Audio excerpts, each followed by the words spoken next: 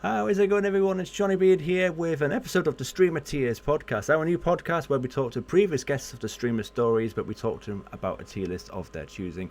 I am so excited to talk to this person. They were on season 2 of Streamer Stories. We got, no, not EricaNewGirl, we got EricaPlz is here. Hello, Erica.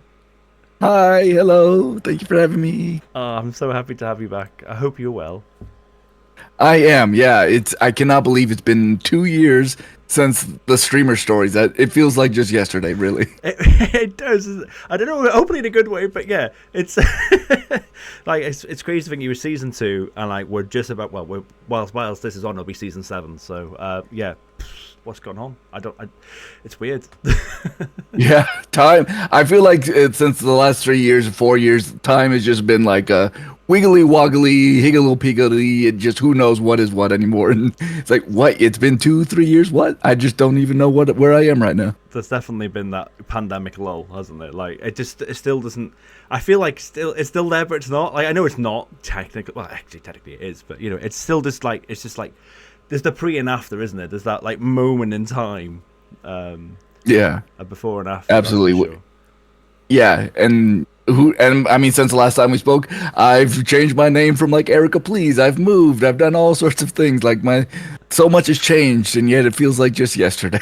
Yes. Oh, yeah, 100%. And speaking of this, so yeah, do you want to talk to us about that? So, where did EricaPlz come from? I love the new name. Yeah, so EricaPlz actually came up from all the streams I'm in.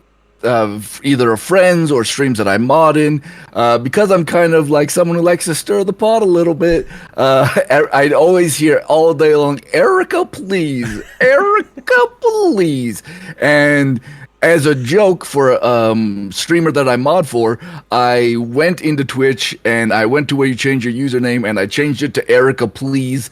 And then I took a screenshot, posted in the Discord, and say, "Hey, check your Discord." And everyone, laughed, had a good time. But instead of hitting the cancel button, I accidentally hit the confirm button, making it my actual Twitch username. And you can't change it for like 60 days, and you can't change it back for 6 months. But because everywhere I went, everyone knew immediately who I was when I entered their chat with the new name, I'm like, well, I guess this is just my brand now. Yeah. So yeah. In fact, I even had like a whole bunch of friends record them saying like, or just clipping their streams of them being like, "Erica, please," and just making that a full brand. 100%. Do you use a program called Mix It Up? I do not actually. I've heard of it, but I've never used it. I use it for like I've got an exclamation mark JB in my sound alerts, and people say maybe nice and maybe not so nice things about me on it. So maybe you could get an Erica, please, but and people just going, "Erica, please." No, I did before a recent computer mishap have a folder of all these different people that people could do a channel point redemption that would play one of them randomly at times. So amazing. So yeah, I did have that. Oh, that's so good. That's so good. Well, Erica, we're going to talk about a streamer tier list of your choosing. So you went ahead and chose Resident Evil titles. Yes. For those of you who don't know, I speed ran Resident Evil 7 religiously about the time that me and Johnny got to know each other. And it's all I did for like a year and a half. I got in the top 20 of the world. Since then, some tech has changed. I could get into for hours about all the things, but essentially I'm still in the top 30, but I have dropped off a few places just from lack of trying. But yeah, it's still a game that's near and dear to my heart. The whole franchise is near and dear to my heart. So I thought, what could I talk about quite easily ad nauseum? Resident Evil main titles, we should clarify. Yes, the main titles. Main titles. And we're also going to be collectively talking about like the Resident Evil 1s and Resident Evil 2s. And that's going to be quite interesting as well to talk about that. I'm very excited. And in classic streamer tiers fashion, I say that because I've only done a few of these episodes. This is still a brand new mini podcast. But I'm going to plop the first game into C tier. And then it's for just in case you're not sure, it's S plus. Well, it says S plus. I think that's because of I don't know.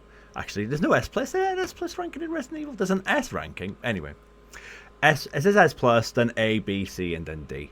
So we'll rank them in that order if you want. So yeah, let's talk about the Resident Evil 1, so both versions, so Resident Evil Remake and Resident Evil Original. What are your memories of Resident Evil 1? Yeah, the game that started it all, right? Like, I remember exactly where I was when I first encountered the game. I wasn't even playing it. My older cousin was playing it on his PlayStation 1. My cousins were visiting. He brought his PlayStation, some games, and he was playing it. It was like Saturday, 1 in the morning, and what a time to like play that game. It was so scary at the time. But it's the one that started it all. A lot of the lore, a lot of the main characters that have lived throughout the series. Some fantastic puzzles. It's a lot more of a puzzle game than it is. It is a horror game, but I thought this the last time I replayed it on my stream. It's horror, but it is not as action-packed of a horror game like future titles. Oh, yeah. So it depends on if you're more into the action side of Resident Evil, or if you're into that puzzle, methodically going around the map, slowly expanding the map through all these puzzles that you solve, and getting to the end. So for me personally, I would put it as a B tier. At the B tier, number one reason is the camera angle work. Yeah, tank controls. Oh man. Yeah, the controls of the game, while it makes for a more tense experience because you're stuck on these frozen camera angles that do help the atmosphere because you can't see everything. It makes running through levels and areas really, really difficult. There's times like I'm pushing this direction to go, and all of a sudden I get to the next camera, and now I'm going backwards, right back to the previous spot I was just in. Yeah. And for that regard, it's just clunky in that regard. Mm-hmm. It's not like a perfect game, so I can't put it into A or even like an S tier. I could make an argument for A, maybe, because it is the original. It creates the whole thing. The remaster helps a lot with a lot of quality of life. Yeah. But you still have a lot of those same issues you still have with the frozen camera angles. No, for sure. Resident Evil 1 is quite interesting in that regard because obviously 2, 3, and 4 remake have got like proper like over-the-shoulder camera type of remakes, whereas they had a tank control game, have a remake in tank control, and then like you said, the remaster of the remake did try to have the quality of life by having like the analog stick kind of twirly whirly type of running mechanic to try and steer away from the tank controls, because by that point when the remaster came out, Resident Evil 4 was quite popular and 5 and stuff, so they were obviously trying to make it more action orientated. But like you said, even, no matter what version you use, it still is like the camera angles are just like yeah definitely an improvement with the future editions of it. Definitely it's a lot less frustrating than the original. When you see the original game, it's like, man, I forgot how clunky this game really is. But that being said, I mean, I can't think of a game that did what that game did. Late 90s or mid 90s even? Mid 90s, 96, yeah. Yeah, 96. So you got to give it kudos. I would love to put it A tier, but that is how frustrating the camera work mixed with those controls are for me, is that there's so many times where I just am cursing the controls. I love puzzles. I love everything about it. I love the story. It's a really simple concept, but done really well, I think. Yeah. With a lot of like the little tiny details, and if you play it on each character, the little bits of more detail you get, and depending on how you do X, Y, and Z, you could get even more story. Like there's so many. It has replayability, which I think across the franchise is the best part, is the replayability of the game. Yeah. I mean, going back to 1996 RE1, like, again, there's certain cutscenes I had not seen for like 20 years until I was made aware about it. Like, if you take this path and do this, you get like this cutscene with Barry if you play as Jill. It's like, what? I had no idea. Again, that's never been done, I don't think, in any other Resident Evil game. Like, not even remake RE1 does that as much as RE1. Like, it's such a massively pioneering title, and it did stuff that well, yeah, it's the granddaddy of survival horror, really, isn't it? Let's be honest. But then Resident Evil 1 remake did obviously had like some fantastic storyline additions, like with Lisa Trevor and stuff like that as well. So yeah, yeah. But it is both games. It's funny actually. Again, as we talk about RE2 remake, 3 remake, and 4 remake, there's people who have played those remakes and played Village and played 7. And then they've gone, oh, I'll play RE1 remake, not realizing that one is tank controlled, and it's definitely aged in that respect. Yeah. So yeah, but yeah, and like, yeah, and also like there a lot of people who met the franchise at 7 and 8, and when we get to 7, there's a lot I can say about 7, but when you go back to 1, it's like it's gonna seem so dull if you're looking for action because the tension is there the whole game. Because zombies and dogs and crows, whatever, could pop out at you at any time. But when I've replayed it, it's like there isn't actually as many enemies as I remember. No. It's actually just makes you feel like there could be one, which is the whole point of horror, is playing with that tension. So yeah, definitely that dread. Solid B tier. Yeah, I completely see where you're coming from with that. Yeah, absolutely. All right then, let's go to Resident Evil 2. So again, RE2 OG, RE2 remake in the same bracket. Let's talk about RE2. Yeah, I think gosh. RE2, especially the remake, is just a fun game. Like, it is so unbelievably addicting to play. Yeah. Still a lot of puzzle work. Yeah. But definitely, especially when you get into the remake, a lot more action oriented. There's enemies galore. New characters, Leon and Claire. Claire is one of my favorite characters in the whole franchise. A lot of people love Leon, who is like the ultimate definition of like golden retriever energy. Yeah. Ada Wong. Oh, yes. It's so many characters that are just so good in this one. And for me, I guess if I had to put in a tier, I have to put in A tier probably. Yeah. Nice. Yeah. I'm just trying to think. Yeah. I mean, I could debate. I'm debating with myself. Jeez, you got me. Sorry. Now I'm like, yeah, no. Maybe I'd put it S tier. Do I think it's S tier? It's your list. Yeah. You know what? I actually know. I'm going to put it S tier now that I think about it. Wow. Yeah. Now that I think about some more. Again, like all Resident Evil games, replayability, the fact that you can sort of like there's Leon A and B, there's Claire A and B, so you can play as Leon going through the main portion, and then you can also play Leon in the back portion, filling in the gaps, or you can play as Claire, and you're getting, again, different stories still, rounding out a lot of information in a way that it's not like Resident Evil 1, because it feels like Claire and Leon both have very distinct storylines, even though they're doing the same journey. Yeah, definitely. But it's similar but different than what they're doing in Resident Evil 1. Yeah, I agree. Yeah, completely agree. And the boss fights, I mean, Mr. X, like, it's an amazing character. This slow moving, just monster of a creature that just isn't stoppable. No. You can try to slow him down. You can try to run around him, but in the end, you hear that clump coming down the hall. Your best option is to run. Yep. Just run. Get the heck out of there as fast as you can. Yep.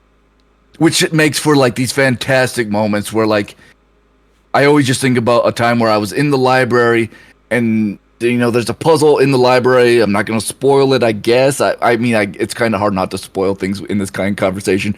But there's a puzzle in the library. You're doing it, and I remember hearing those steps, and I'm just like, oh god. Oh, no. And like I have one more puzzle thing to move, and there he is, and I have to like run. I'm like trying to loop around and like try to like get that one thing moved so I can move on while he's just chasing me through that library. And it's such a great enemy for that reason. It creates all this drama in a section that could be just like easy peasy, lickety split right on through, but this sentinel that just keeps going through the world, chasing you nonstop, just at this slow pace. And if he catches you, it's not good. No. It's not good at all. Oh yeah. And it also there's a thing that Resident Evil games do that definitely is a theme of like A world, B world, C world. There's like the police station, distinct full world, huge map. It feels like it's like there's so much here. It feels like you spend all this game going every little nook and cranny, and then it takes you outside and then you have this whole world in the sewers and the train station, and it's like, how much more there can't be more to this game than this.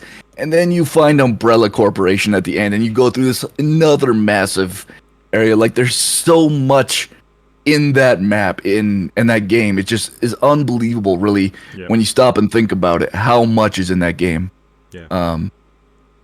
And the remake, like, I think the remake killed it. I don't know a single person who doesn't think the Resident Evil 2 remake, and this is why it's gonna go S tier for me, is because the remake, I can't think of a single complaint about the remake. Mm-hmm. They might exist out there, but I don't have them. So I only have one, and it goes back to what you just said, which is that the original game of the Leon and the Claire A, Leon Claire B, wasn't quite done as well, unfortunately, with the remake. Like Leon A and Leon B, or Second Run as they call it, is almost the same. Slightly different beginning, slightly different item placement, practically the same otherwise. And it's like, you could, whereas, like you said, the original had 4 very distinctive different stories, and that's literally my only complaint, because hot take for me is I think Resident Evil 2 remake is the best remake. I love Resident Evil 2 remake. They got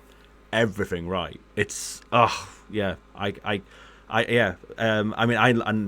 I'm also a massive fan of RE2. RE2 is my favorite. So I obviously, if this was my list, I'd go S tier straight away. But I thought, how can you improve the original? The original is so good, and they came so close to me, apart from that one complaint. Other than that, it's perfect. I love it. I absolutely love it. Yeah, I'm glad we're in agreement, because I was gonna put A tier, but then the more I thought, I was like, no, it really is. It truly is S tier. Like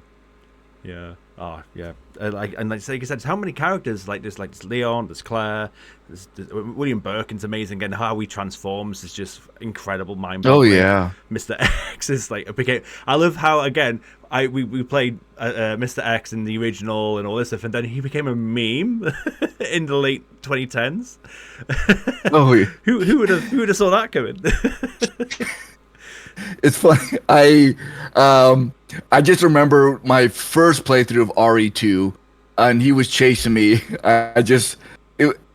It was like one of those things where like I'm both scared and attracted to this man. I don't. This shouldn't be healthy. I need to go to my therapist about this. I'm assuming you've seen certain mods as well. There's certain scantily clad Mr. X mods I've seen. Oh no, not the umbrella underwear. No. Oh god, we could go on and on about the mods. Like, there should be an S list for just the mods for the various RE games. Oh my god, that could be an entire list onto itself. 100%. All right, so RE2 S tier, love it, amazing, hell yeah. Okay, and then we got Resident Evil 3, or Resident Evil 3 Nemesis as it was called back in the day. So yeah, what are your thoughts on both titles of RE3? I feel like 3 is the one you have to talk about the difference between the remake and the remastered the most. I love the remake of RE3 more than most people. Most people hated the remake because it cuts out a lot of content from the original, and I get it. And for that reason, I can't really put it I can't put it S tier, because it feels like there's, as much as I do enjoy 3 the remaster so much, because it feels like an adrenaline rush, like a constant just it is hours of adrenaline. It just doesn't stop, really. It's balls to the wall, just non-stop action, isn't it? Yeah. And it's great though. I mean, and it's, you also get into like some of the different characters in that one. You know, Jill and what's it, Carlos, right? Yeah. Carlo and Carlos is, I always get like, I'm always like, is it Carlo? Is it Carlos? It's Carlos. There's a lot of great scenes in there. There's so many moments that I think about, like, that was just fun. All the sort of tyrant things. I think of like the rooftop fight and things blowing up and just constant explosions. I think about the horde attacking the lobby windows, and that's just like a fun, just destruction and murder. But like, and it's fun. It's a fun title because it fills in a lot of interesting stuff at the same time as 2. Yeah. In terms of the same timeline. But I can't put it S tier because to me it doesn't have enough juice in it outside of that. It feels like it doesn't do what later titles do, where it's all action, but it still feels like there is, it just feels more superficial. I think for me, 1 through 6 gets more and more superficial with each title. Mm-hmm. In a way, it's hard to describe, and it's not superficial in a bad way. It's more cotton candy as the titles go on, and so I'm trying to think where I'm going to put this. Yeah. Again, it's a very replayable game, so I'm struggling on knowing where to put it. What are some of your thoughts as I think about it? Yeah, like I had a conversation yesterday. So I do a little mini thing, a small plug if you don't mind. I do a monthly, so I do a lot of mods of the original trilogy called Biorand, and once a month I do a chat with a Resident Evil streamer. And then we randomly choose a game to play as a door randomizer. It's chaos. It's brilliant. Anyway, so I spoke to someone. Shout out to Delica Poem, a lovely Brazilian streamer. I don't know how old they are, but I believe they're quite young. And they played the original. They played the original games last. So they played Ari Village. Ari's Village was their first title. They loved Lady Dimitrescu and all that stuff. So then he kind of went backwards, was what they were saying, and they were like, they played a RE3 remake, and they were like, everyone was like, oh RE3 remake type of thing, and they were like, what, I don't know what you're talking about type of thing. But they then, obviously, when they finally got back to the original trilogy, they were saying that they understand. And if someone's playing it in that order and they're saying the same thing, having taken on board what people are saying, kind of going, hang on, let me just take your opinion and put it to a side, let me make my own opinion, and still came out with the same result. It does say a lot, doesn't it? You know what I mean? It is, like I said, it's balls to the wall, so much fun. And like I'm similar to you in that respect. Like, I think RE3 Remake is actually so much fun, and it gets too much hate. I actually really like RE3. It's like just an adrenaline rush of just chaos, and I love it. But it's just like, and it goes out with a whimper. Whew, it's gone. You know, type of thing. There's not a lot of substance to it. And I don't have a love-hate relationship. I have a love relationship with it, because I know it had so much more potential. Like, if they did fulfill what was missing, that game could have been, like you said, S tier. It could have been up there with RE2 Remake. Arguably better than the original could have been, because some of the quality of life changes they made from from OG to Remake were great. Because, you know, I sometimes think people sometimes have rose-tinted glasses with the original. I'm not a massive lover of RE3. I like it. I love it, in fact, but I don't quite enjoy it as much as 2, and maybe to a certain weird point, 1. But maybe that's just, again, nostalgia. I don't know. But it's not the perfect game. So I think what changes they made from OG to Remake were great, but then it's just shallow. That's probably the best way to describe it. It's just a shallow experience, balls to the wall shallowness. Yeah, weirdly enough, it's the most adrenaline-inducing shallow end of the pool that you can It's like being in the shallow end of the pool, but putting your face underwater for 3 minutes straight. Yeah, yeah, yeah, exactly. Yeah. So I don't know if that helps us all. Probably not. Yeah, no, I think it. And as you're talking about it, it's the first one of the series where you really don't have choice on character. It's like I'm thinking really more of the remake. It's like it's so railroaded. Everything about it is just railroaded. Yes. It's not as exploratory as the first two. No. It's not about exploring the world. It's like, no, things are happening. You got to find the next way forward now. Yeah. And it's just that constantly. That's a very good point. That was one of the big criticisms about from remake as well, was the live selector type of nemesis, type of choices and stuff like that. You can face an enemy in different locations. He's constantly on you. That threat kind of doesn't feel the same in the railroady aspect of remake. It's a shame. Yeah. So I think I'm gonna give it like a B. Yeah. I think I'm gonna put it in B tier because it's enjoyable. I enjoyed the hell out of it. There's a lot of debate between the OG and the remake, and I understand it. I think the remake is really good. Like, it's well done in a lot of aspects, and I think the changes they made is in service to that attempt to just survival, adrenaline rush, nonstop feeling. I at least that's what I tell myself in order to enjoy it even more. So yeah, it's a solid B. It's not fantastic, but it's not a terrible game by any stretch, whichever version you're playing. Yeah, I agree. So I agree. Oh yeah. Okay, so we're gonna get to two titles now that spoilers, guys. Erica's not played these, but we're gonna have a quick chat about them. So you mentioned you're a massive Claire Redfield fan, but you've not played Code Veronica. What happened there? I know. It's everyone tells me Erica, you love Claire, you need to play Code Veronica. You need to play Code Veronica. And it's funny, I have watched people play Zero, but I have never even seen Code Veronica. I've never seen someone streaming it. I don't even know what the game looks like at all. Erica, no. Erica, please. I know. I don't know what it is. It's like the world just wants to shield me from Code Veronica. I don't know. It's just one of those things where it's just like, I've never gotten the game. I've never bought it.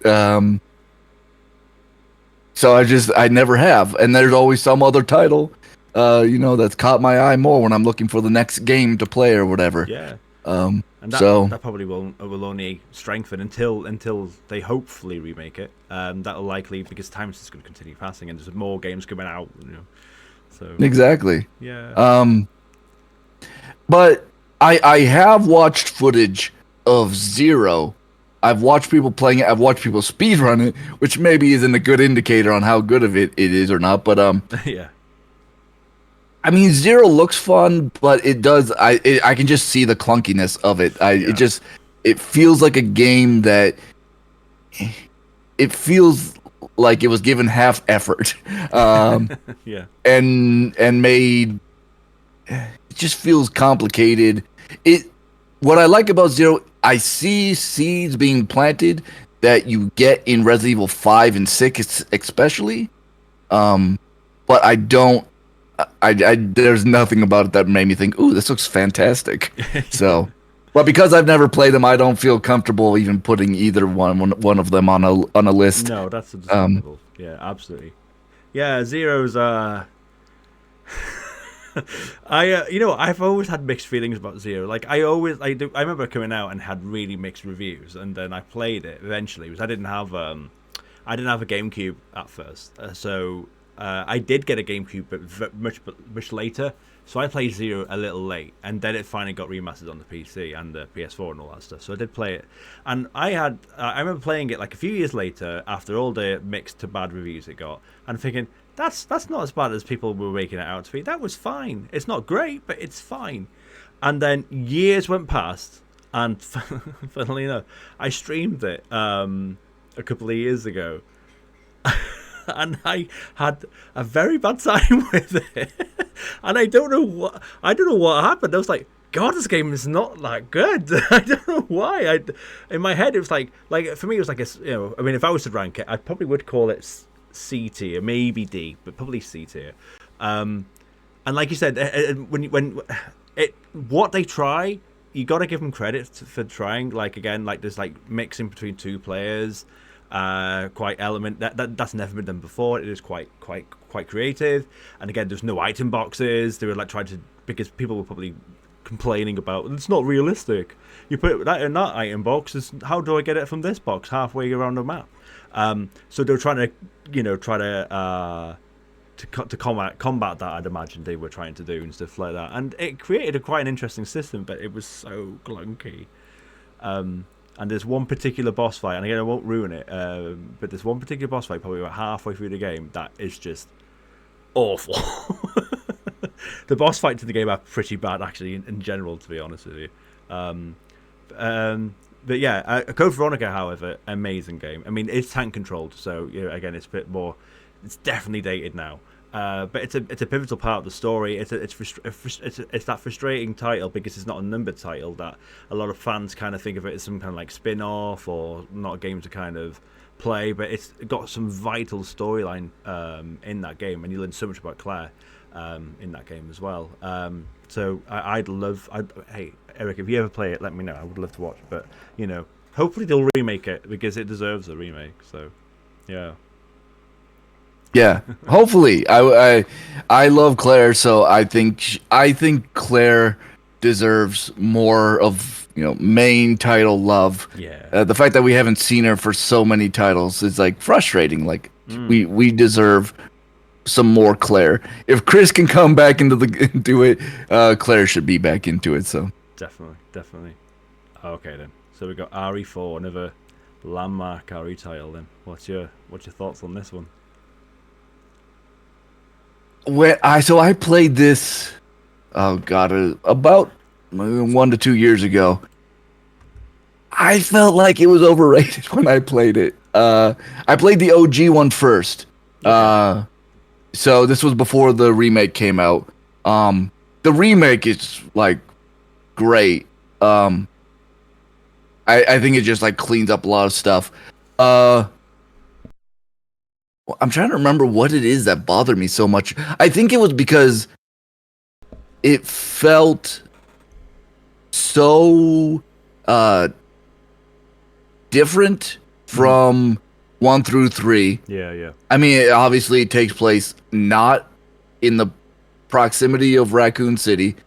I felt like what's the name of that character? The really tall giant guy at the beginning. He's Chief Mendes. Yeah. Yeah. I thought there was like such wasted potential with that character. Like he comes and goes so early in the game, and you're like, really? Yeah. Like you built up this like fearsome thing that just is done. Then you get like the Leon, the Ashley like. Yeah. She gets so annoying. I just want to shoot her and be like, I'm gonna save the world without you. I don't need you. Once you get her, yeah, it's just nonstop, just annoyance, like all the time. And you're dealing with this AI that you're like, do you have to like be so bad? But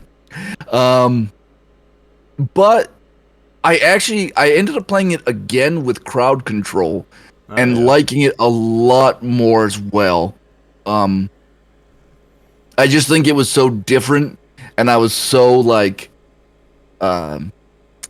just in my feels about it. I see there's a lot of people, especially when I was playing it, told me this is the game that made me fall in love with the Resident Evil's franchise. Yeah. So there's clearly something about it that really draws people in it. Yeah. And I think another reason I just don't care about Leon Kennedy. Yeah. I'm not drawn to him like a lot of other characters and the way people are drawn to Leon Kennedy. I mean, I guess he's like he's pretty, he's handsome, he's whatever, but I just that's not gonna get it for me. Yeah. I do like. Why am I spacing on all the character names for this game? The little Napoleonic character Oh, that you meet. Salazar. Yeah. Salazar, yes. Oh my god. Actually, he's one of my favorite characters actually in the franchise. I love him. He's great, isn't he? sassy. He's just fun. I liked him more than I think anything else in the game. I just enjoyed the banter he had with Leon throughout when he enters the game to when he exits the game. Just super fun. Yeah. It is also that was the first Resident Evil game where I got to a point where I'm like, really, there's more. Like that was the first time I ever felt like, God, you just keep unlocking new area after new area, and eventually I'm just like, I'm a little new zoned out right now. Just, but I say all that in like it wasn't that bad. I think it is a very solid title. I don't love it as much as a lot of the love it gets. I do think the remake did fix some of my issues with it, though. Yeah. So considering the remake, I'm gonna give it B tier. Yeah. Yeah. It's solidly the remake that's pushing it up for me. Wow, that is a hot take for a lot of people, obviously. But it's your list. Yeah. Yeah, I mean, like I said, I know a lot of people love it, but yeah. I mean, like, how much do you like that game, or do you love it? I do love it. Yeah, no, but you experienced it late. You said you didn't play it back in the early to mid noughties. Yeah, no, I didn't start playing. I mean, 7 was, in full transparency, 7 was my first one that I actually played. Oh, wow. I've watched people play 1 and 2 when I was growing up. Gotcha. I never owned a PlayStation, so I never played them myself. It was mostly like through friends and watching them play it usually. Yeah. That's an interesting take then, isn't it? Yeah, it's kind of similar to what I was saying about Capone in that respect. Yeah, so when it came out, it completely pioneered the over-the-shoulder type of action games that came out, like Gears of War did it, and I can't think of any other titles, but loads of other games in that era you might recall were like that over-the-shoulder shooting, like that had never been done before. Like either it was first person or it was tank controls, and then then Resident Evil 4, because again it was Shinji Mikami worked on it, so again he wanted to make a whole different Resident Evil experience, so he went for that angle, and it just completely transformed video games forever. So again, like Resident Evil 1 was a pioneering title, Resident Evil 4 was a pioneering title because it completely, for very different reasons, gave Resident Evil a whole new lease of life. It went down a very action focused route as well, but it is funny because people when Resident Evil 4 remake was being announced, people were like, that game doesn't need a remake. What are you talking about? That's ridiculous. And then people replayed it and went, actually, yeah, it's quite dated. Yeah, you know what? As you're talking about that, it reminds me of is the aiming and shooting and moving was so clunky when I first played the OG one that like. That was what my number one hatred is. I hate these controls after playing 7 and 8. Yeah. And like also like speedrunning 7, so like I'm just so used to, aiming with the mouse and AWSD just. But then there's something like I couldn't get Leon to shoot or to look or aim where I want. It just felt so weird. Yeah. It's got this weird flow to it. I hated that for the first like. I don't know, 5 to 6 hours of playing it the first time. Yeah. Like it's interesting you mentioned that. It was like I vividly remember playing RE4 for the first time, thinking it was good, not great, but it took me a while to you kind of almost have to you kind of have to like, get used to it. Like you can't. It takes time for it to click and to gel with you. And I remember not having the best time with it. But then, once I started to get a little flow to it, I loved it. I still do to this day. But you are right. It doesn't. It's not an instant connection. In fact, I had a similar experience with Resident Evil 4 remake as well. I couldn't quite get into it, and then eventually, like, okay, yeah, fine, I get it now. But I think Resident Evil 4 is not as good as Resident Evil 2 remake personally as well. So yeah. Yeah. Let's see. Did I already rank this one? Did Yes. I gave it a B, right? Yeah. Yep, give it a B. Yep. All right then. We're Yeah, done with the that remakes feels now. So Resi For 5. now, yes. I loathe this game. Like this isn't even a question for me. Solid F tier. I loathed it. I haven't even got an F tier. We're gonna have to make one. Oh, you can just whatever's the lowest one, Yeah. just put it there. Because D tier it is. when I finished it on my stream, I've only played it once, and I literally said, I will never stream this game ever again. If I ever play it, I'm doing it off stream, but I doubt I'll even do that. And like part of it is I get, and this is like political rant maybe, and people be like woke BS or whatever. I get really uncomfortable playing a white cop in Africa shooting black people for like hours upon hours. Yes. I play also for like context.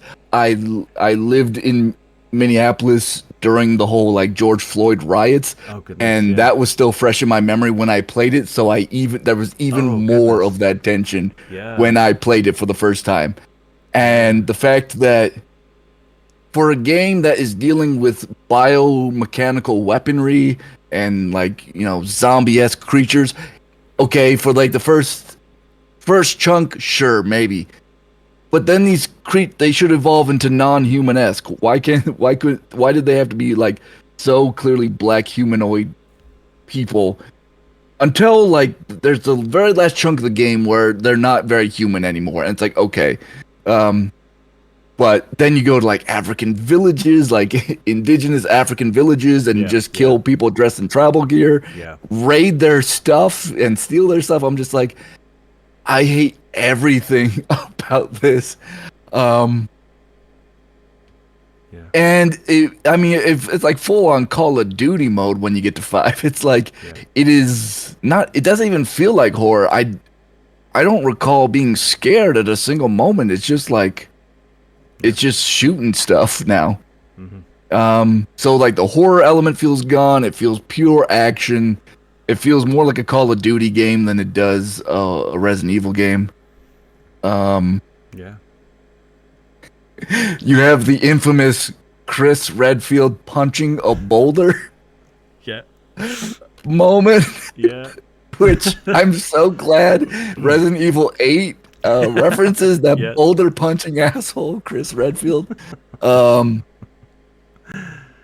don't know. Do you have any redeemable qualities about 5? Because I'll give it credit for the co-op mode. Yes, which everyone tells me the people who love 5, they love playing it with their friends. I've never played it with friends. I have no interest to. So I mean that feature is completely lost on me.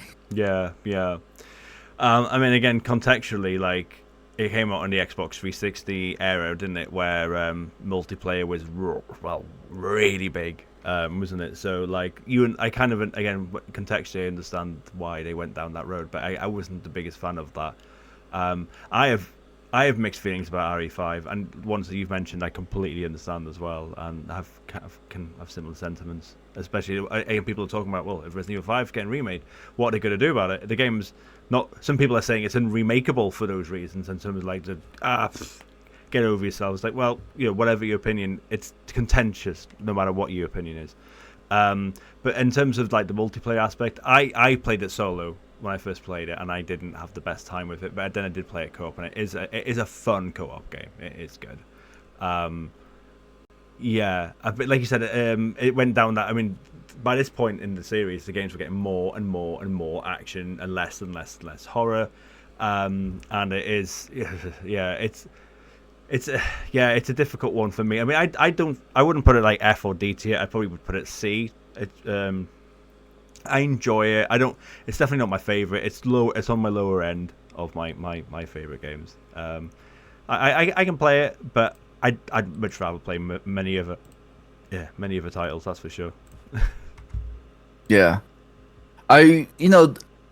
Some other redeemable aspects is like, I like, I like Wesker in it. Yes. I think it's fun to bring him back and make him a more full-on villain. You also get a lot of great lore once you finally get to that near the end. And that's something that's kind of, I think, starts in 4 through 8, is that they put you in a world that doesn't make sense, and in the final act, they give you all the information to make everything make sense. Yeah. And I think in 5 they do is the most clear example of that compared to all the 4 and 3 probably.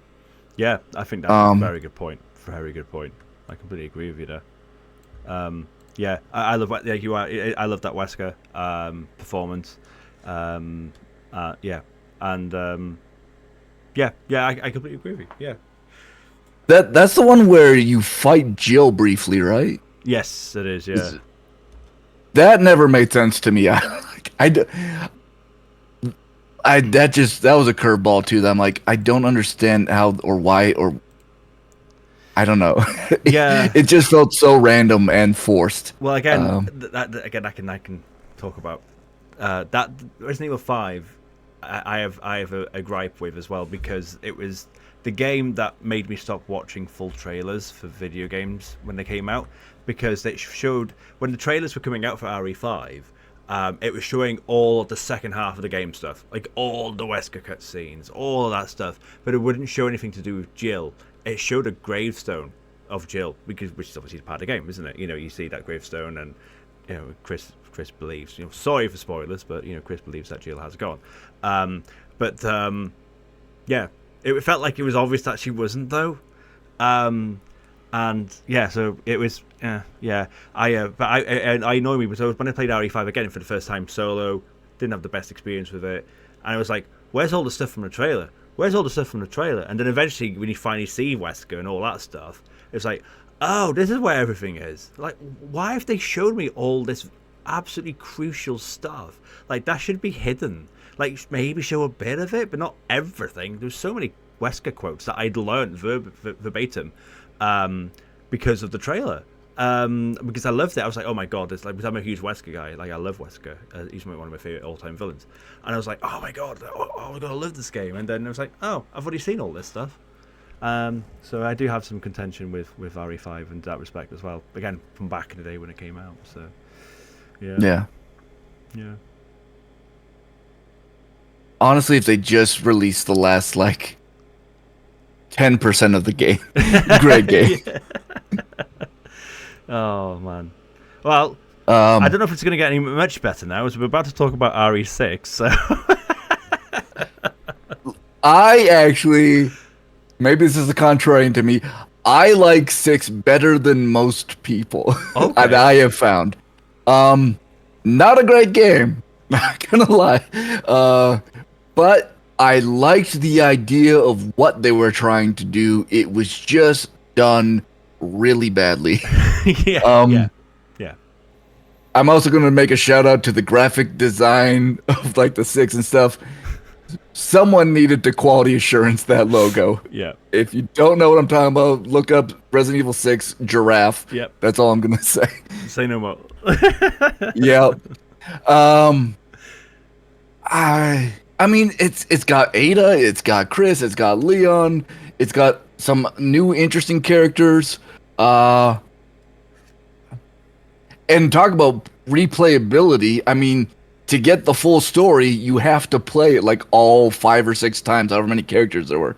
You have to, if you want to actually make sense of exactly what is going on here. Yeah. Because there's so much chunks missing on just any single character's playthrough. That being said, once you've played it all, I still got a lot of questions. There's a lot of holes that don't make sense. Ada Wong clone, I mean, I love Ada Wong. Do I really need 2 of her? Do I need evil Ada? I'm sorry, spoiler alert, but there's evil Ada and regular Ada. Yeah. It's a mess of a game.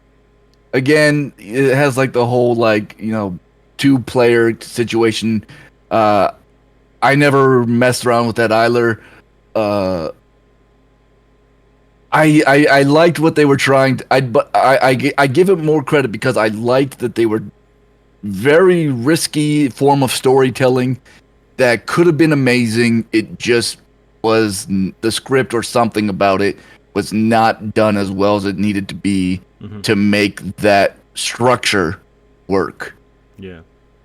I don't know if I've never played a game that tried to do to that extent with so many different stories what 6 was trying to do. So I give it some credit there.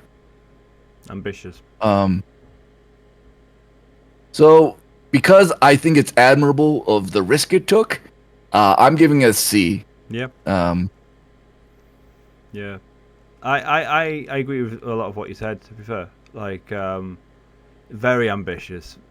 Very much, again, when it comes to full throttle, we're going to try and give you the guy. They tried to give us the best Resident Evil experience of all time. That always felt like how it was trying to be pitched to us. It was like, you got Leon, you got Chris, you got Ada, you got Wesker's son. Oh my god. You got and again with the scenarios like you mentioned, the Resident Evil 2 scenarios where you got the A and B of Leon and Claire. You've basically got a 4-way scenario thing, which is again massively ambitious. Some of the stories in that game I think are okay as well. Like I most people tend to like Leon's campaign the most. I actually like. I'm not a big Chris Redfield guy, but I love RE6 Chris because he goes through so much human realistic trauma. Like he's always this like superhero guy in most of the games. Like he's like your classic Captain America almost type of, you know, perfection type of guy. Whereas he's not. He's an alcoholic. He's a faulted veteran. He's smoking and drinking and being a bad leader to all these young rookies and all that stuff. And he's going through a lot of trauma. And I love that aspect, that human element to his character, you know, type of thing. And his campaign is quite traumatic, I feel. So, like, there's certain values and parts of RE6 that I do really like. And again, like the score is very ambitious in terms of, like, it's almost like this Michael Bay-esque type of music score. Way too much over the top action, you know. But you know, they were trying to give you that full throttle metal Resident Evil experience, weren't they? So, yeah, it is my least favorite, apart from maybe 0. But I respect it for what it was trying to do. But I just, yeah, like you said, it falls on itself, really, doesn't it? It kind of falls on its face a little. Yeah. I feel. And you know what's interesting, also bringing up the different characters, is that each character kind of has their own style game, a very different. Like Ada Wong, you are much more like sneak attack. Like it almost feels like a Metal Gear Solid game if you're trying to play it more stealthy. Like at least that's how I played Ada when I played her. It was like a lot more sneaking around as opposed to just taking people on head on. And the grappling hook. I love the grappling hook. I don't know. But yeah, there's a scene between Leon and Chris that you just reminded me where I felt like I was getting dumber watching them argue. Yes. And I kind of memed it like after the fact. I'm like, yeah, well, I led like 6 men. Well, yeah, well, I led like 12 men to their death. Yeah, and I just like went on. Well, I led 12 billion people to their death by, you know, atomic bomb. It was men trying to just shout numbers bigger than the previous guy. Yeah, it's like how I felt about it. So it's like, yeah. They big dive honestly the trailers that moment, and it was. I could easily give that game an F if it wasn't for the fact that I respect artistic attempts at doing something different, which I felt they were trying to do. Yeah. That's the only reason it's a C. Yeah. Okay. I wonder where you're going to put this next title, Erica.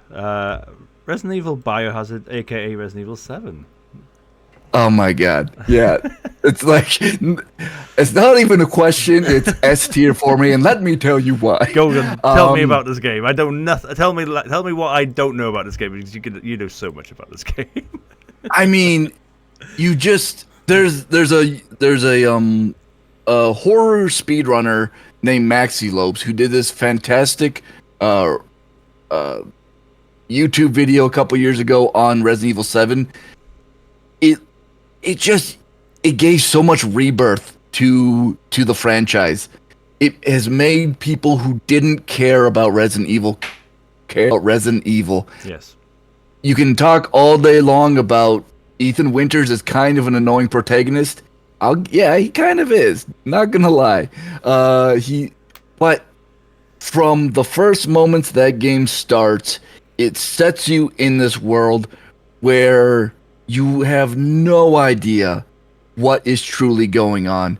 And it is so cinematic. Mm-hmm. The thing that 7 does that I think you only get in 1, maybe 2 OG. Again, like the first 3 titles with the fixed camera tank controls, you get it a little bit. But this takes away the tank controls, but gives you cinematic quality. Yeah. And that's obviously in the speedrun, the dreaded first 15 minutes where it's so railroaded and you can't go faster. It's just you have to sit through all these cutscenes and just push through it. The first 15 minutes of that game is like so boring for the speedrun because you there's no skipping all this stuff. You just got to keep going over and over and over. You don't know if you have even a speedrun going until like about 20 minutes in. Because the first 15 minutes is so by rote, and there's nothing you can do about it.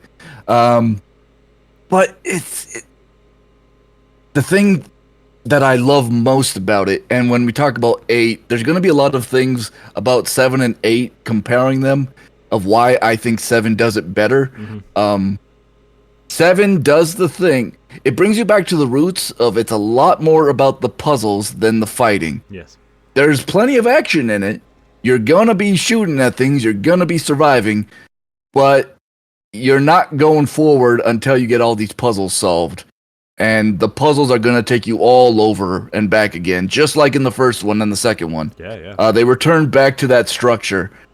And what I love about 7 is that every time you unlock a new part of the world, it's very different, but it's still in the same universe. Yes. It all feels cohesive, except for the ship part. The ship part, I will grant you, feels a little bit... It feels tedious. It feels a little bit out of place from the rest of... I mean, you play Mia instead of Ethan, and it feels weird. Everyone, the first time they play it, everyone complains about the ship. Yep. But once you speedrun it, I actually don't mind the ship. I actually kind of enjoy the ship. But it's like... The ship is a true maze with dead ends, lots of them. Yeah. I think it's a very complicated map compared to the whole rest of the game, and it's jarring for that reason as well. Yep. Which I don't think is a knock of it, actually. I think that just is clever game design that's really frustrating because you have to change your gears of how you're thinking about it. Mm-hmm. Everywhere else, whether it's the open world of the house or very railroaded feeling of, say, the Lucas section, the birthday section. It's very like, you're in a hallway and this is the way forward. Just got to figure out how to keep moving forward. But it does all that really well, actually. Like, it has all these different types of worlds. It has railroaded scenes. It has open world scenes. It's got all the... It changes location so much, and yet all feels cohesive.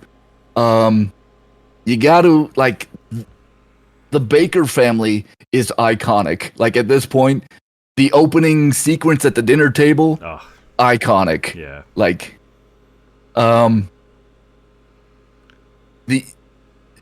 the gore in it too, like, oh my god, when yes. you know, the chainsaw bits. We all know the chainsaw bits.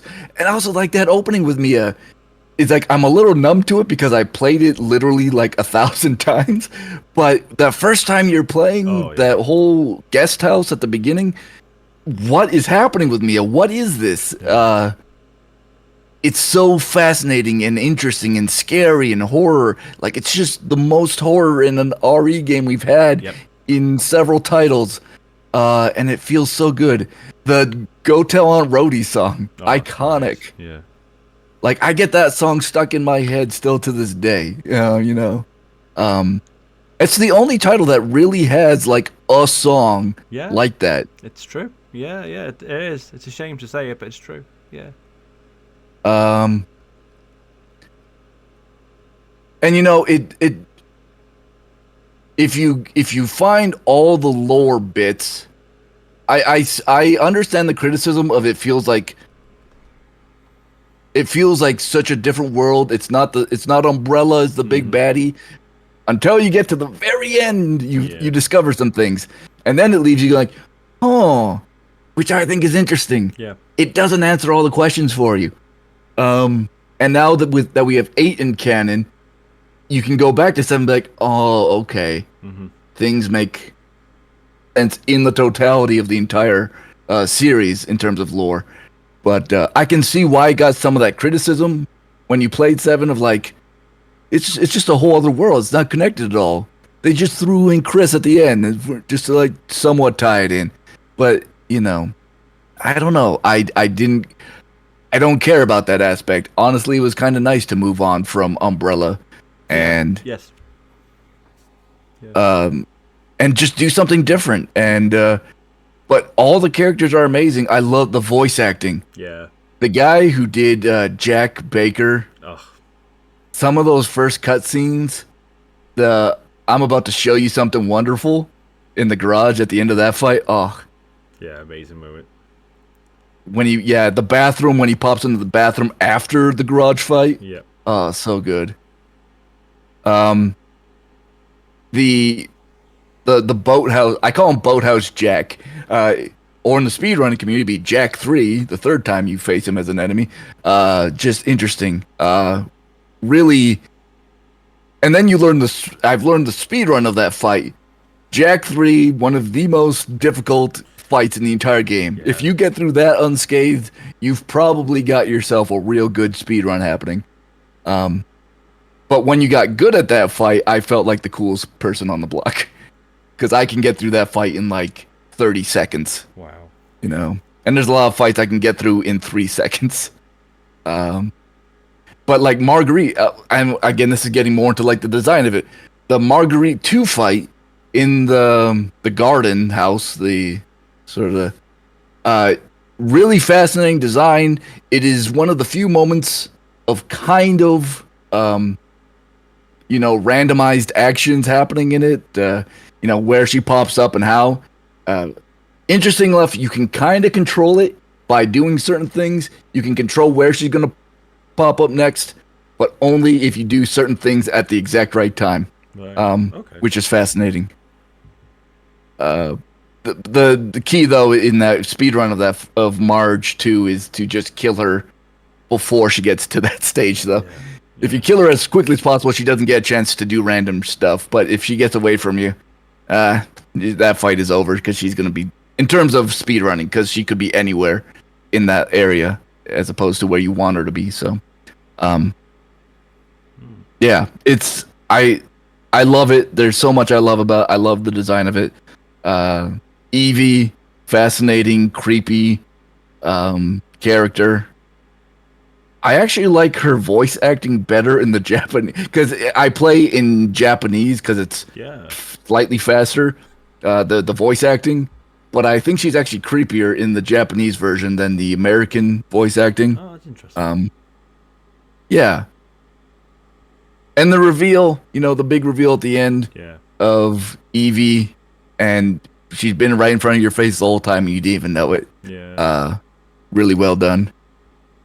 I also, Lucas, I hated Lucas, but I love to hate Lucas. Yeah. Because he is actually the only character who is actually like evil in that. If you know all the lore of that game, he is the only person who is truly evil in that game. Jack Baker, his wife, Mia, even in her states, not evil, just being controlled by this very sympathetic bad character, if you think about it, who just like has these powers that she is inappropriately using because it's in the psyche of a small child who doesn't understand, people not being afraid of her, being not wanting to be around her, which is very interesting. Obviously that's a trope that's used in horror movies a lot, but I think it was really well done in Resident Evil 7. So for that reason, like, S tier all the way across the board for me. Amazing. Yeah. No, I agree with a lot of what you said there. Yeah, I love RE7. I think RE7 it was the game we wanted for so long. Like, after going through, like, I mean, again, I loved RE4 when it came out. I was like, wow, this is amazing. And then RE5 was like, okay, what direction are they going with this? And then RE6 was like, where are they taking this series? It's not where we want it to be. This is not horror. And then the thing is, it got surpassed then by the likes of like Outlast and like PT, the demo, which I know this podcast is coming out late, but PT's turned 10 years old today. Anyway, holy crap! I know. Yeah, wow. So people now know when we recorded this. But anyway, it got surpassed by other horror titles. Dead Space did stuff that Rari wasn't doing, and then Capcom must have been like, "Damn, we're losing our mantle here. We were the godfathers of horror, of survival horror." And then Resi 7 happened, and it's arguably for me, it's the scariest Resident Evil game ever made. I think it's so scary. Like you said, the introduction with Mia is just, oh god, it's just the whole like first third of that game for me is possibly the scariest Resident Evil possibly ever gets to. Apart from, I love one part of 8, which we'll get to in a bit, I know, but other than that one bit of 8, the first third of RE7 is just terrifying, and it doesn't get any scarier than that. The Baker family are just like you said, obviously, until you find out the truth and all that stuff. But when you're playing it for the first time, they're just wicked, they're evil, they're nasty, they torture you, they laugh at you. It's again, what I love about 7 is all the Easter eggs to all the old school horrors as well, like like the Chainsaw Massacre and Evil Dead and all that stuff as well. And it's just, again, it's just a tribute of love to the horror franchise as a medium, really. And it's just an iconic title, and I love 7. It's excellent. Yeah. I could make some arguments like it is a very railroady game, but at the same time, maybe that's just because I've speed ran it like literally over 1,000 times. That like I'm just like, yep, this is where you go. This is how you go. This is where you go. But like in the speed run, I've learned to skip around. Like I can skip and do this and circumvent a bunch of stuff. So, but everything from like the videotapes that give you clues on later stuff. Like there's so much information and lore. I love it. I could go on forever. We gotta do another half an hour of RE7. I could, literally do its own podcast. Oh. Okay. But then that brings us to 8. Yes. This is the only AAA game I have ever bought opening weekend that it came out. Oh, nice. It coincided with a fundraiser that I was doing, that I do every year in May. So I was like, I'll buy the game, I'll play it for, for the fundraiser, stuff like that. And there's a lot I love. There's a lot to love about this game. Yeah.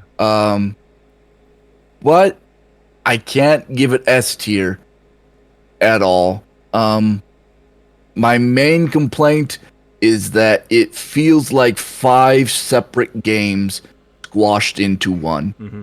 Yeah. The open and this is like always my main complaint about it, is just that like, so there's Lady Dimitrescu's castle. There is the doll maker's house. There is the water level. There's the factory of Heisenberg, and then there's like the Chris Redfield like end of game stuff. Lady Dimitrescu is Resident Evil 1. The doll maker's house is like Silent Hill. Yeah.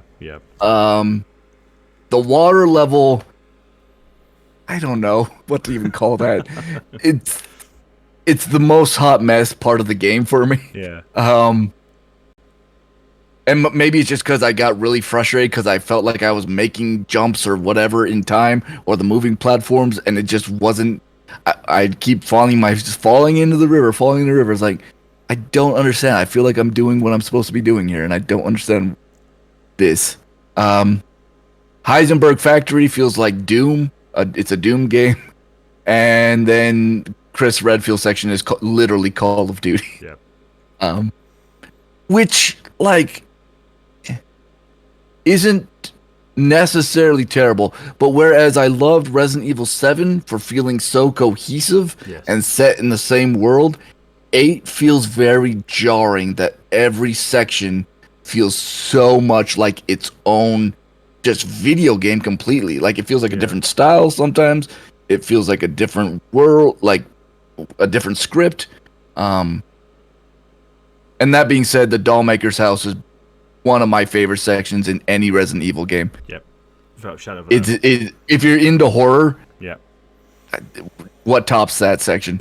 They take away it goes the Outlast route of taking everything away from you and puts you in this terrifying, very limited view world with a crying baby. Yeah. That section. One of my favorite things to do, because it was the pandemic, wasn't it? One of my favorite things to do when that game came out was watching streamers play it for the first time.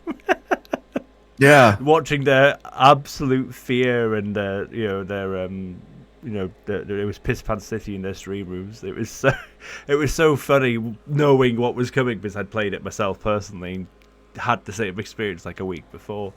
Oh, it's so horrible. Yeah, and it doesn't, like, in terms of gameplay, feels great. They kind of stuck to, we didn't talk about this with 7, but 7's UI, like inventory management, everything, chef's kiss. Like, speedrunners who speedrun all of the titles will say Resident Evil 7 inventory, perfect, does it the best out of any of them. And maybe that's just because we're a little biased because it's really easy to navigate very quickly compared to some of the other titles where you have to, like, literally almost pause the game to do the inventory. That gets annoying. But, 8 picks up on a lot of the same mechanics. Makes a few improvements, I feel. Like, there was things I'm like, oh, thank God they did it this way compared to older titles. By then, I had played a number of titles as well. 7 was the first one I played. Then I started going back, and then 8 came out. I was like, okay. And I love the character. A lot of the characters, the merchant character in it, interesting, raises more questions than answers. Yeah. You could, which I love. I love art that makes you get the question without answering it for you. Lady Demetresque and her 3 daughters, they can murder me any day of the week. I love all of them. I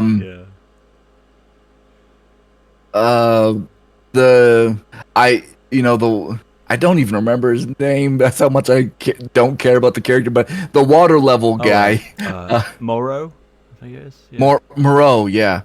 And I mean, I liked the little bit of scenes you get with him, cutscenes, but so underdeveloped, underused. It just that section did nothing for me. His section of the game did absolutely nothing for me.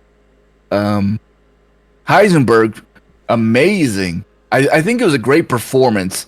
Yeah. Interesting character. I mean, it's Magneto, and I love that there's a mod to make him Magneto.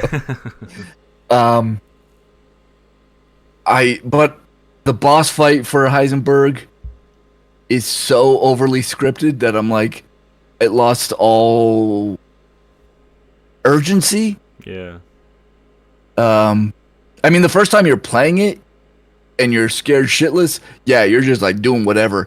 But then as I've seen it many times, because I've watched, it was fun because that was the first title I got to watch speedrunners figure out the speedrun for. Oh, yeah. Yeah. Because it came out once I was into running 7, and then all my speedrunner friends of 7 jumped to 8 when that came out. I got to see them, and actually 8 is a terrible one to speedrun. People hate it. Yeah. The first like 15 minutes when you're going through the snow, there's a technique to go through the snow really fast, and it just kills your hands because it's a lot of like really fast button mashing.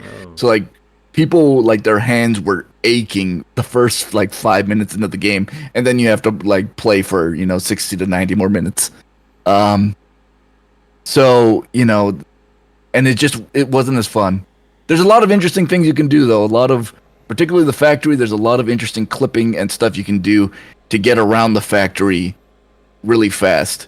It involves blowing yourself up a number of times, which is interesting. But yeah, story-wise, it was interesting. The beginning is interesting. The fact that like, what the hell is going on? Chris Redfield just murdered my wife. What the hell? The revelation that Ethan was dead for most of 7. Mm-hmm. Interesting. It makes 7 more interesting to think about. Yeah. But it does feel a little bit like a gotcha moment, like, ooh, big revelation. Yeah. That I don't think buys as much as they were trying to do. And interesting enough, the director of 8 was one of the lead writers for 7. I can't remember his name off the top of my head anymore, but I remember looking it up. So it was, the guy who directed 7 was not the same guy who directed 7, but it was one of the lead writers for 7. Okay. So he, I don't know. I wish kind of maybe they would have worked more on making the whole world feel a little bit more cohesive. But that's not, obviously that wasn't what they were going for. And it bothers me personally a lot. That being said, it was a fun game. I had a blast playing it.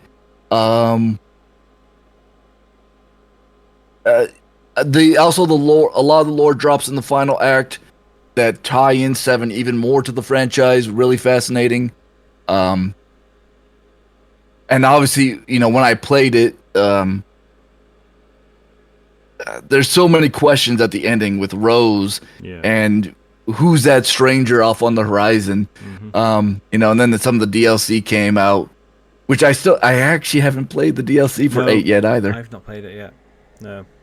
People seemed to enjoy it, but obviously not enough to like continue raving about it. Mm. Like, you always have to get past the initial hype, and the DLC didn't seem to have the staying power. No. But that being said, people love it. I enjoyed it. I have critiques. I don't think it's a perfect game. I love a lot of the characters though. I think some of the stuff with Evie at the very end also is really interesting, storytelling wise. Yeah. I'm waffling between B and an A, and so I want to hear more of your opinion, which might factor into my opinion. Yeah. When you say like Village is kind of like 4 or 5 games into one, that's kind of my opinion. Like, it was not a secret when Village was rumored to be coming out that they were working on 4 remake. So it was always what was going on in the back of my head when when remake was being made was like they were saying it was called Village, and it's like, well, that feels like the Resident Evil 4 Village. Like, are they just gonna like swap assets? Are they just kind of make this game based on 4? And that kind of where my like feeling comes from, was that because 4 was set up to be like the village, different parts of the village, then you get the castle, different parts of the castle, and then you had the island. They were kind of trying to replicate 4's strategy with Village, but like you said, each part felt like its own story, and it almost felt like you had 4 or 5 different development teams working on those parts of the game, whereas in 4 didn't feel like that for me, either remake or OG. It felt like one quite smooth transition between village and castle and island, whereas it does feel quite disjointed, and then like you said, like Moreau's section is very undercooked, and I'm not a big fan of the Heisenberg section. I find it really laborious, to be honest with you. It feels like they built up this like massive beginning of like the castle of Lady Dimitrescu, and then you go straight to the Donna Beneviento section, and like it's just on this massive wave of like, oh my god, Village is insanely great. It's so this game is amazing, 10 out of 10, and then it just kind of goes boop, and I just it's a game of two halves for me. Like, and I think that's the difference between 7 and Village for me. Is 7's not quite like that. Like, I'm not a big fan of the boat section of 7, like we've already talked about. But that's a small section compared to what Village is like. Village feels like the first half is exquisite, and then the second half is just subpar, really, in my opinion. And it is a game of two halves because the build-up and the beginning is just, God, yeah, possibly even S tier. You know, it's one of the best parts of the whole franchise for me is the Dimitrescu castle. I love that castle. Oh, the art design in that castle is amazing, and the performance from the sisters and from that the whole section is just incredible. And then of course the horror and the fear and the anxiety and just that Beneviento house is just it's just a place of nightmares. It just then just goes poof, and it's just like So yeah, I don't think Village is as good as 7. I really enjoy it as a whole experience. I do enjoy it. It is good. It's kind of mid for me in terms of like the whole experience. I kind of put it down the middle, but yeah, I'm probably making you consider putting it down now. Sorry, but well, opinion. You know what else? As you're describing it, I completely agree. It really is a game of two halves. That like the first half, total S tier. They put so much of their bang for their buck in the first half of the game, and I mean, even the Chris section feels so easy and like no stakes. Yeah. It just felt, you know, Resident Evil quite often in many of the titles, it's not the last boss that's the hardest, it's like the second to last, or you know, there's this boss somewhere just after halfway that is usually like I'm trying to think of another good example. Jack Baker, the final time you face him is the hardest fight in the game. And then once you get past that, it's like, okay, at least in the speed run, once you get past that, it's like the very final Evelyn situation is actually so funny because it's so scripted. Yeah. I watch people emptying all of their ammo on this character that is actually in iframes for the majority of the fight. There's actually, you only need to attack it like in one or two very specific moments, which is funny to then watch people play this last fight over and over again, knowing you don't need to. It's actually like so scripted, you don't need to do much in this fight. But then I feel like in 8, like I do like that final fight against the main baddie, but at the same time, everything about it just feels easy, even though she is a very difficult fight. Yeah. Way harder. Like, I feel like Heisenberg should have been the most difficult fight in the game based on where it is in the game. And the build up, like there's so much build up to Heisenberg being like the big baddie or like one of the hardest guys. And that fight is so overly scripted. It feels like it's Jack Baker 3, but so scripted that you don't need to worry about it. Yeah. If you don't know it's scripted, yeah, it's terrifying and you're probably button mashing and shooting the crap out of them. But you don't actually have to once you've played it a few times and you understand mechanically what's happening. It's a very easy fight actually. Yeah. And the second half just a lot of stakes get lost for me. Yeah. Yeah. Credit goes to Heisenberg's character and his arc. Like, I feel like that was let down as well. Like, I loved the way he built him up. He was almost like this anti-hero almost. You sympathize with him and almost, and he was like, can you trust him? Can you not? They were really kind of teasing him. And then he ends up just going off a cliff in the end, doesn't he? Not literally, obviously, but, you know, in terms of like, it's just, you know. Because, like you said, there was the potential that he might have been the final boss. Like, he might have been the one to overtake with Miranda and stuff like that. But no, they just kind of ditched that storyline and he just went to the side, you know, ditched. It's a shame. Yeah. Yeah. Yeah. I think you've talked me into a solid B. No, I feel bad. I know. Yeah. I just it bothers me too much. Those the Moreau and Heisenberg sections and the Chris section just is such a letdown that it's got to be a B. It's a very solid game. It's enjoyable. It's not like I hate it. Yeah. But it could have been better. I think the people who love it, it's not going to age as well. 7, I don't think. No, I don't think so.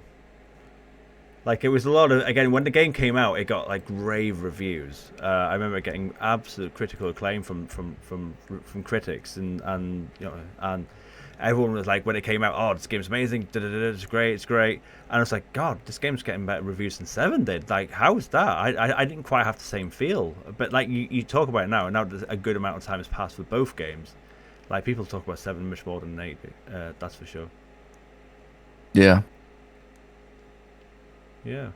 So we got nothing in A tier. You got Resident Evil 2, Resident Evil 7 in S tier, then 1, 3, 4, and Village 8 in B tier, then 6 in C, and then 5 in D / F. That's interesting. Yeah. There's a few titles that are so like 8 is debatable in the A tier. Yeah. I think some of the other things that I put in the B tier are debatable in the A tier. I think I demand a little more perfection than anything that's in my B tier gives me. Yeah. Like if 8 only disappointed me in the Moreau section, A tier. But like you said, I like the Heisenberg factory only because I like Heisenberg. I like the cutscene to start that off. Yeah. And there's interesting parts of it, but there's also parts of it that feels tedious and like I'm playing Doom 64 instead of playing a Resident Evil game. Yeah, that makes sense. So I've got one final question before we wrap up. Wow, it's been fun. Yes. Thank you so much for doing this. But where would you see RE9 maybe? What are you hoping for? Oh gosh. I feel like the setup is, something with Rose. Me personally, give me some Claire. Yes. It's been too long. We need more Claire. I'll take more Jill Valentine too. Yeah.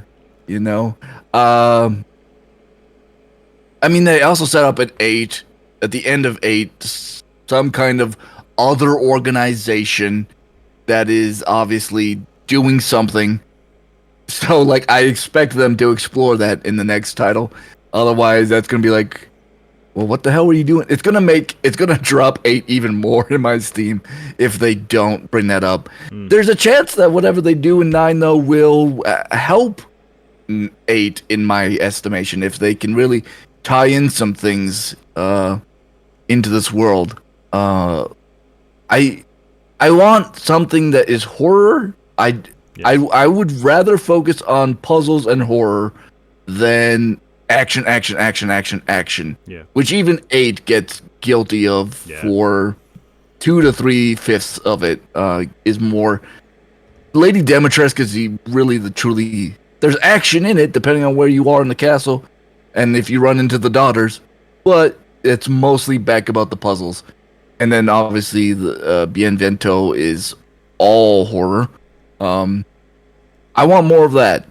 Give me that world, and I want a world that is, even if there's different sections, I want it cohesive, and I want to feel like it's all the same video game again. Yeah. Other than Rose Winters, do we need anything more from Mia? I don't think so. Mia gets a lot of hate in the franchise, and I see it, but I don't see it. It's just she hasn't really been given much to have there. She's just a set piece for Ethan Winters to run around being scared about where's his wife. Yes. Yeah. So, yeah, just give me some horror. I'd stay away from the action, please. Yeah. We don't need as much action. Agreed. Yeah, I couldn't say better. I completely agree with what you said. Yeah, I do hope they can bring back Claire, because technically we've not seen Claire. I mean, we've seen her in some of the movies, but technically we've not seen Claire since Code Veronica. That's Yeah. unacceptable. So, yeah. Or And maybe you know, Rebecca. Jill has gotten, I've like 3 is Jill's game. I wouldn't, and 4 is Leon's game.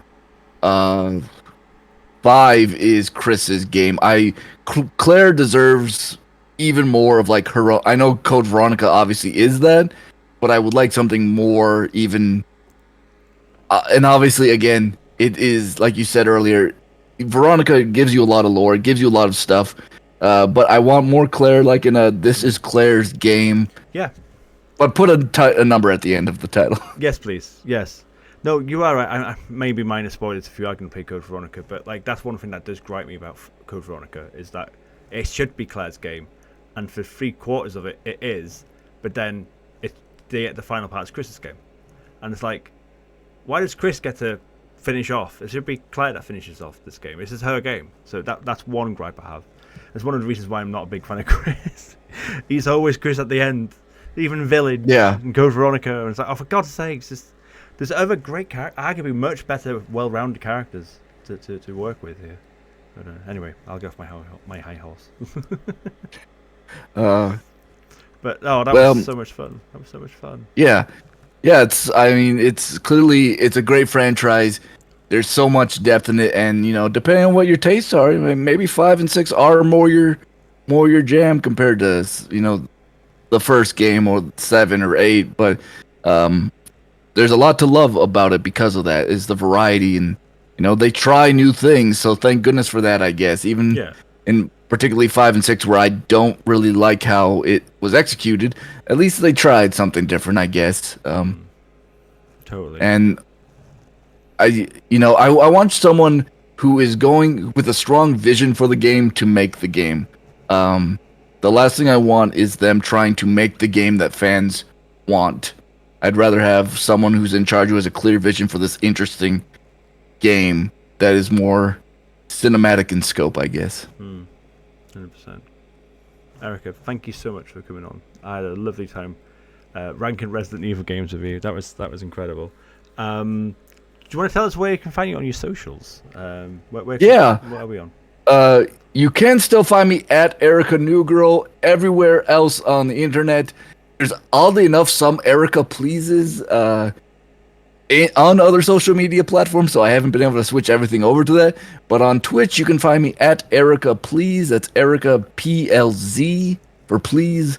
And I stream a lot of like roleplay game Wild RP, which uses it's its own unique roleplay server that uses the assets of Red Dead Redemption 2, but on a server that is built from scratch, where story is more important than fighting, but there is a lot of PvP and a lot of conflict.